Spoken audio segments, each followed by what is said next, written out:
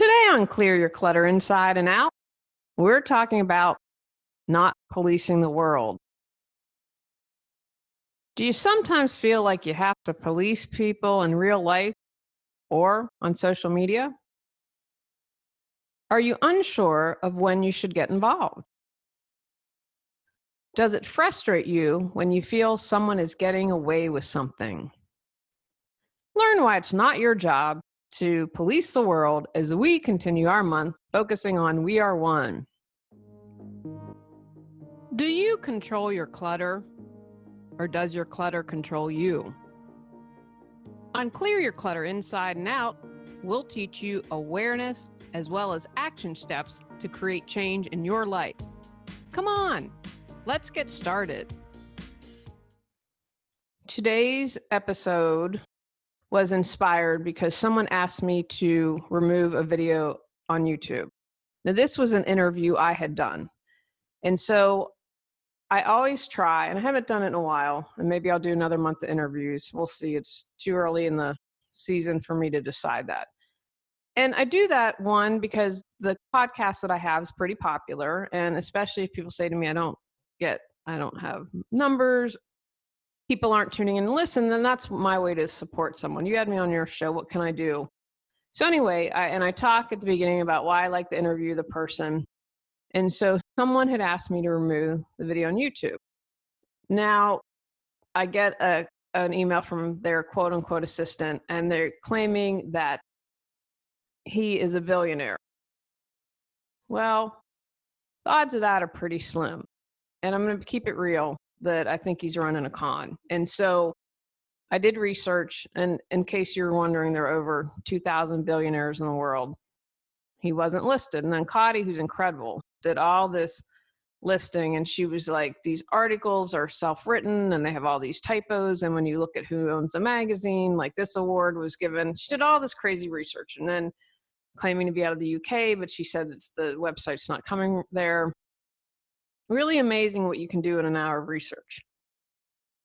And so I struggled with this because my reasoning was, I'm not interested in policing the world, but then I thought, there are people like Bernie Madoff there, people who got all their money lost, right? They invested this guy. Now, again, if you think you have an unrealistic return, there's probably some little bit of greed going on there.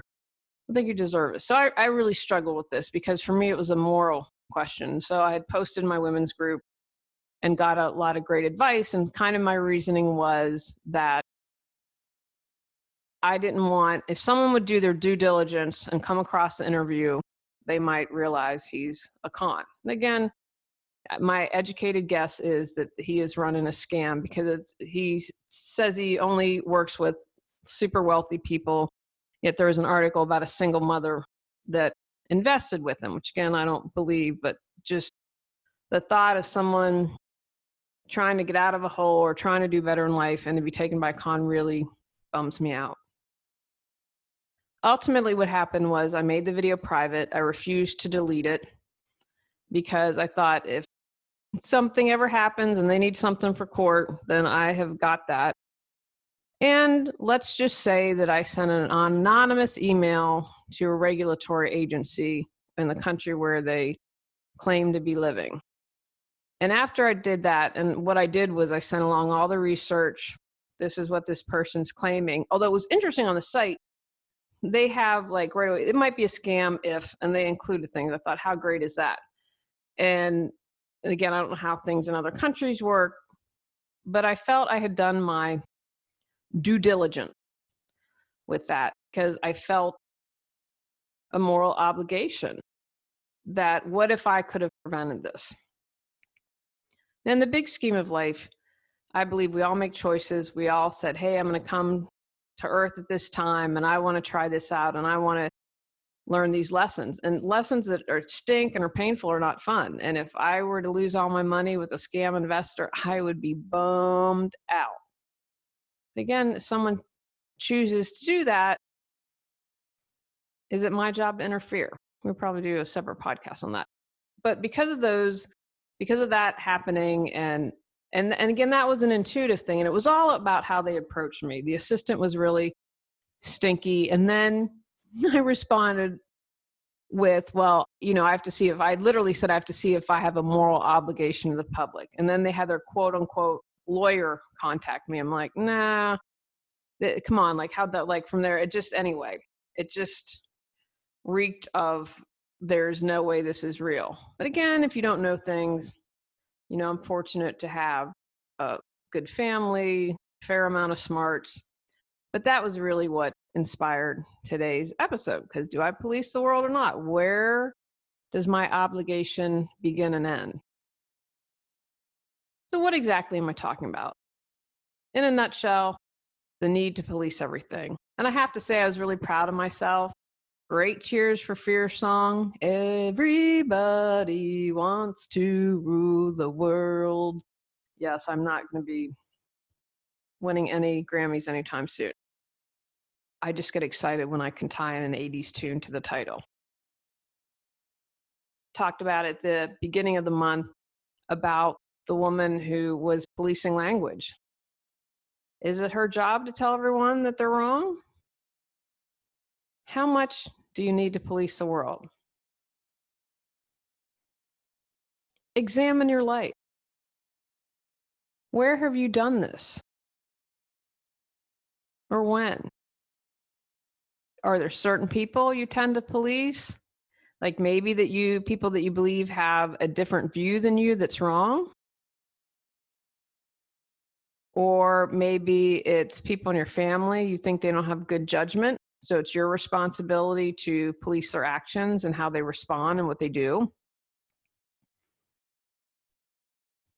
Where has this happened to you?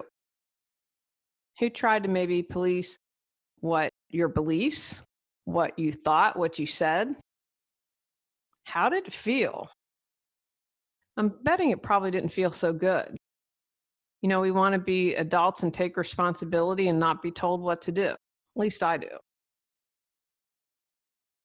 I shared also, I think, in another episode, getting solar and the HOA. And this older woman was trying to police and not have solar happen without facts. And I was super proud of myself because I know myself well. And I thought I had an edge to my voice. And someone ended up emailing me the next day and say, wow, you should be on the board. You're so articulate and succinct, and you got your point of view across. And I was really impressed.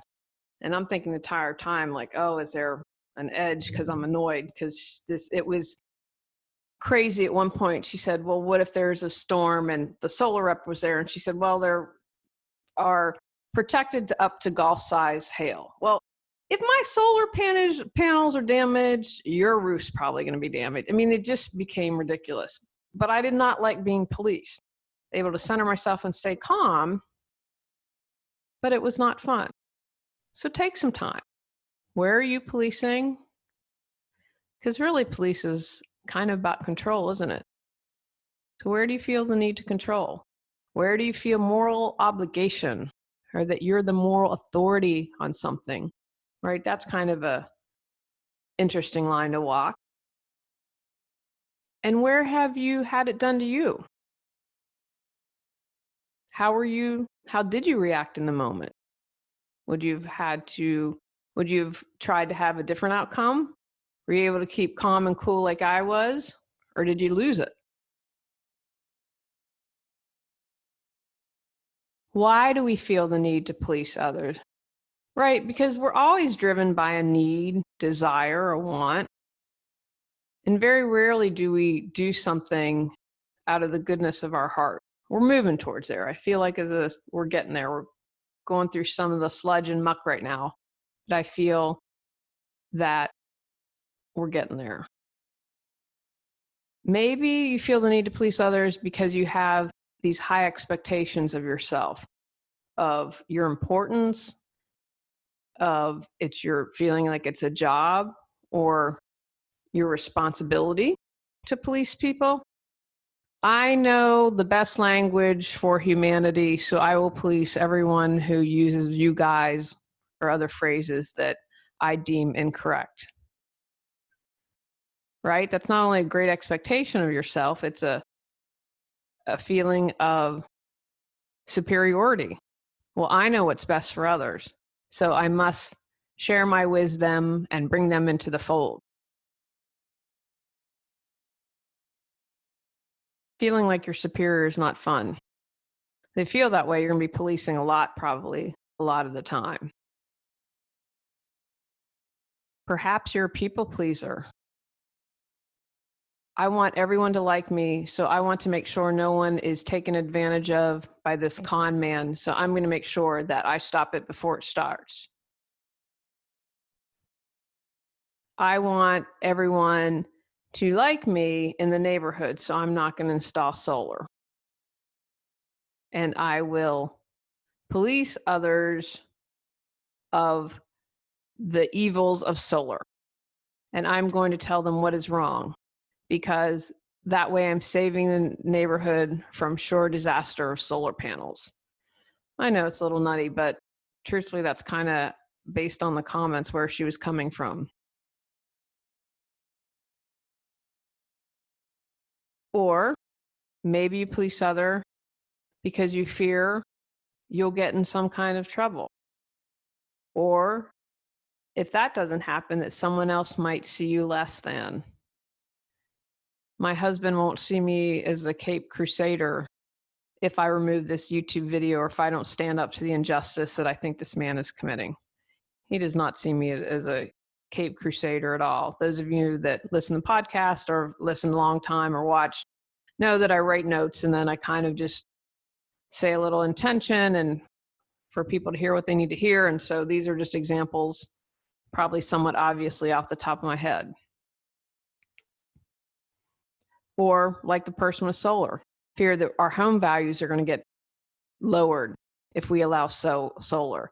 And we're going to be in trouble if we don't get as much money for our homes. Which actually, if you're thinking about solar, I encourage you to do the research, because that's definitely not what the research says. And Fannie Mae just announced something about, I believe it was Fannie Mae, that's one of the biggest loaners in the country. So check that out. Feel stuck, but have no clue what you need to do to move forward? Would you like to feel energized and excited every day? Are you ready to create the life you desire?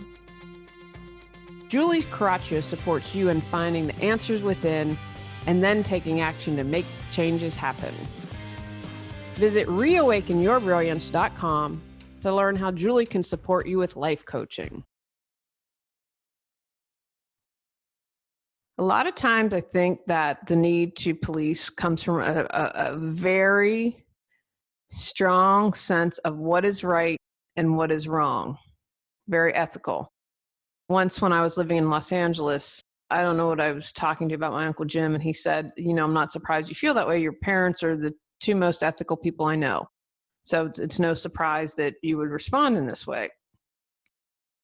I think for me, because I've seen people taken advantage of, when I first started my business, I had an elderly client, and I was amazed at the number of scams that were thrown her way. And I don't know if, as you get older, that your capacity to understand, I don't know if it's just part of the aging process or you're not as, you don't do due diligence or you don't understand. I don't know if it's a sign of dementia, having a grandmother with Alzheimer's. I can understand that, except that, that's just a fascinating disease.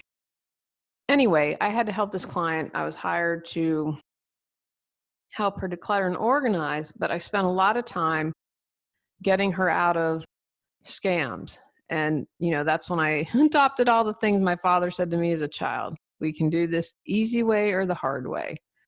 Look, I get it's just a job for you, but we're going to stop these. I want her credit card. Anyway, just an inordinate amount of time. And so for something like that, when I see someone taken advantage of, I definitely feel very strong. Well, that's quote unquote wrong.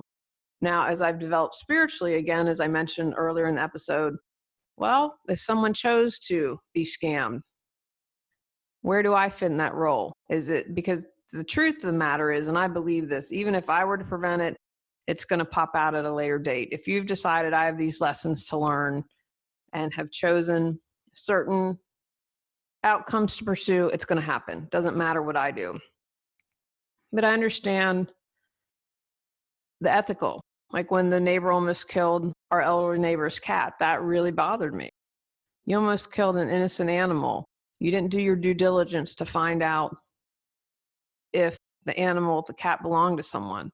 That really rankled my sense of right and wrong, especially when I tell the elderly, children, animals, people that are the most vulnerable and innocent of our society, still going to get my hackles up. You might feel the need to control things. That's what it was for me. It was an ethical thing. You, I believe, are scamming people out of money. I'm not okay with that. And sometimes, finally, people feel the need to try and police everything for a false sense of safety, right? Safety is an illusion. We feel out of control in our lives, so there's something we can control. I might be crazy in life, but I can control whether or not this guy has his business in the UK. I can control whether or not this information remains public and can potentially stop someone from hiring him. Right? When you look at it, I have control. The only thing I have control over are my thoughts, my actions, my behaviors. That's it. I can't control anyone else. As much as I'd like to think that I have control over other things, I don't.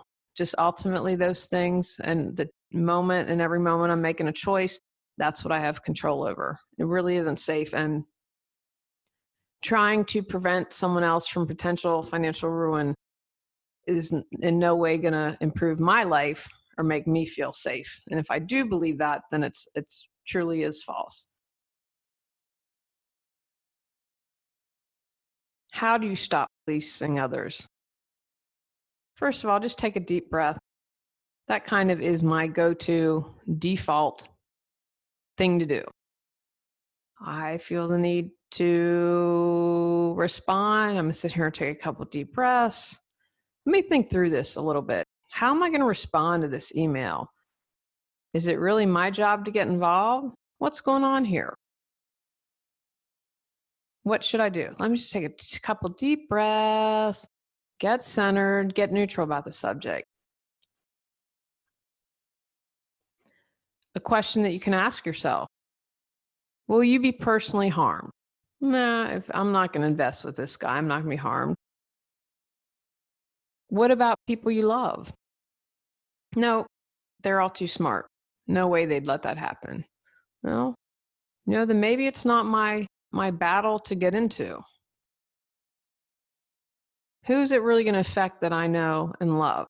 And it was interesting. I posted this in my women's group and got a lot of great responses. And I kind of, I've talked about this before. I think you need to kind of burst some things up. And so this woman, I was a couple paragraphs, and then she succinctly said what I was trying to say. But people were like, wouldn't you want to remove the video so you aren't associated with him if he is indeed a con man? And I was like, oh yeah, I never thought about it that way. So check in. Is it something personal to you? And you know what? And maybe then if you would be affected or someone you love, then absolutely stand up. You can only make that decision. But that's something worth asking yourself. Because remember, when you're spending time and energy on policing the world, that's time, energy you're taking away from yourself, whether it's to better yourself, whether it's giving yourself good care, whether it's spending time on your business, with your family, being creative. Everything takes time and energy. So that's something that you're going to want to think about. Is it really worth your time and energy? Is it worth it? Because most times it's not. Like, I didn't spend an inordinate amount of time. And truthfully, I'd had so much going on. I'm like, you know what? I'll deal with why it's me later. Because I said, okay, well, what's going on with you? What's wound? And I realized one of the things that had triggered me was my grandmother. I had one grandmother that had Alzheimer's. And boy, did we hit the jackpot with the caregiver for her. Talk about someone that you believe is sent from heaven. God love Tressie. You were an incredible woman, an incredible angel, and one of the most amazing human beings I've had the honor to meet. And my other grandmother, her mind was still sharp, but her body deteriorated physically, and she didn't want to be in home, and she wanted to stay at home, and so we had caregivers. Well, one of the caregivers, we were really blessed that we had one woman who was amazing and then left, and then we had people steal from her. My grandmother never treated herself to anything, which bummed me out. And someone stole a mink stole that she had. That was probably the nicest article of clothing. We know that they stole money. We figured it out pretty quickly. We shouldn't say we. I mean, I'm not part of that because I wasn't in Wheeling at the time. But to take advantage of my grandmother that I loved, that I had no control over, I couldn't do anything. The mink was long gone. It was never found. We don't know how much money was stolen. And my grandmother smoked. I mean, and a lot of the caregivers smoked. How often is it that you go to a place that lets you smoke?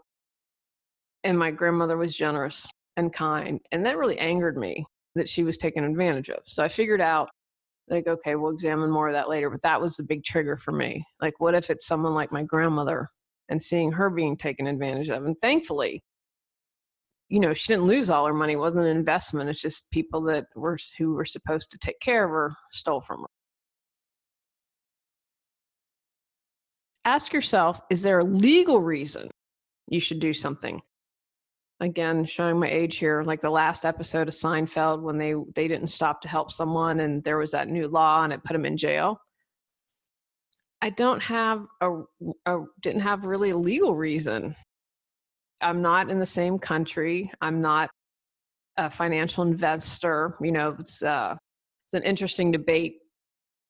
Someone wanted to sue a doctor's office because they called child services on them, and people were like, yeah, they felt it was a civil rights issue, and people are like, a doctor is obligated, and I can't remember what the term they use is it's mandatory something that if they suspect something, and someone explained, because it was a home birth, the child could have been kidnapped. There are all these things they said why someone might do it. And so the doctor, it looks like, I don't know, again, like just reading comments, that she probably didn't have a lawsuit because the doctor was a mandated reporter. I think that might have been the term. So perhaps if I was a financial person or investor, I would have kind of the same thing. I suspect that someone is a fraud and report it. But in this case, I didn't. So ask yourself, is there a legal reason you should do something? Bring it back to you. Be like a researcher, non-judgmental. I shared the story of my grandmother. That's when I had to take a moment and say, okay, this is really what's triggering in me. And again, have compassion for yourself. How great is it that I love my grandmother that much that it hurt me to see her harmed? I know many people, I've seen these posts of people who don't have family, heartbreaking post about someone not having, weren't in my area, or I'd invite her. She didn't live in this area, that she had no one to spend the holidays with. Had she cared for elderly relatives, they're all gone now, and she didn't have anyone. I'm grateful for everyone I have, and I'm grateful that I had a grandmother, and I'm pretty sure she's grateful that she had such an amazing granddaughter. I know, just bragging a little bit. Loved her dearly, miss her every single day. So where are you hurt? What wound is it bringing up? Take some time to do some self-examination.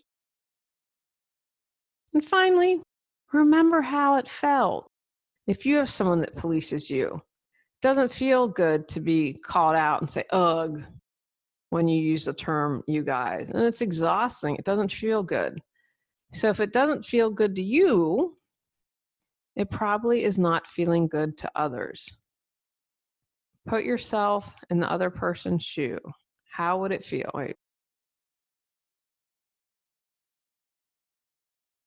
Sit with that for a few minutes.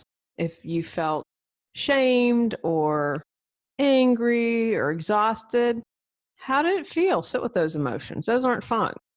And remember that before you decide if you should take action, or make it your cause, your cross to bear. Take actions from today's podcast. Examine where you police others. Understand why you feel the need to get involved. Ask if you have a legal or moral obligation. Look within to see what you can heal. Ask if you or someone you love would be harmed. Take a deep breath. On our next episode, we're talking about, are you bleep Ben Affleck? Go out, clear your clutter to create the life you choose, deserve, and desire. When you clear your clutter, you can share your gifts with the world. Sign up for our free newsletter at reawakenyourbrilliance.com. If you've enjoyed Clear Your Clutter Inside and Out, please rate, review, and share us.